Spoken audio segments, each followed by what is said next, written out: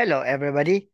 This time we will be discussing Step 3, Hazardous Waste ID Application. Paano ba kumpletuhin ang Step 3 para sa ating registration as Hazardous Waste Generator? Yung ating pagre-register through Hazardous Waste Management System, makakarating ka doon sa Step 3 after na makomplete mo yung Steps 1 and 2. Yung tungkol sa basic information, environmental compliance permit, at yung step 3 tungkol naman sa product and service information. Kung tayo ay processing or manufacturing firm o other industry categories na merong product, so i-indicate natin dito yung product. So, halimbawa, ang product natin, lalong-lalo sa ating environmental compliance certificate, naka-stipulate doon kung ano yung product natin. Halimbawa, nakalagay doon ay Perlite, no? Add yung product na yon. So, nandyan na yung item natin. We can remove it kung nagkamali. Halimbawa, yung product natin ay eggs, no? Yan.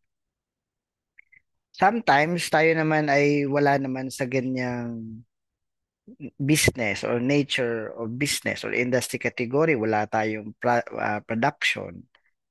Nandun tayo naman sa mga services. Halimbawa sa mga hospital, sa mga laboratory. Ano yung mga services offered? So, halimbawa dito, lagay natin um, diagnostic laboratory. Yan, add service. Na pa, yung iba naman, rental. May mga services sila.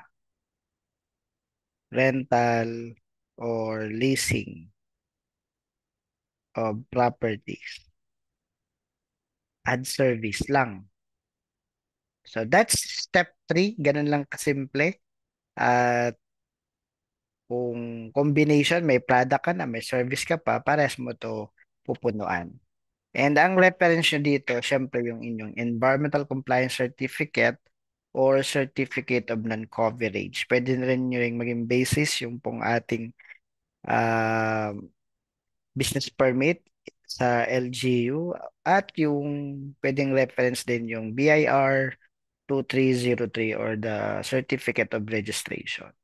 So yun lamang po ang step 3 ng Hazardous Waste Generator ID application via Hazardous Waste Management System. Thank you very much. At kung gusto niyo pang malaman paano naman yung step 4, please subscribe and share and like this video. Thank you very much and have a good day.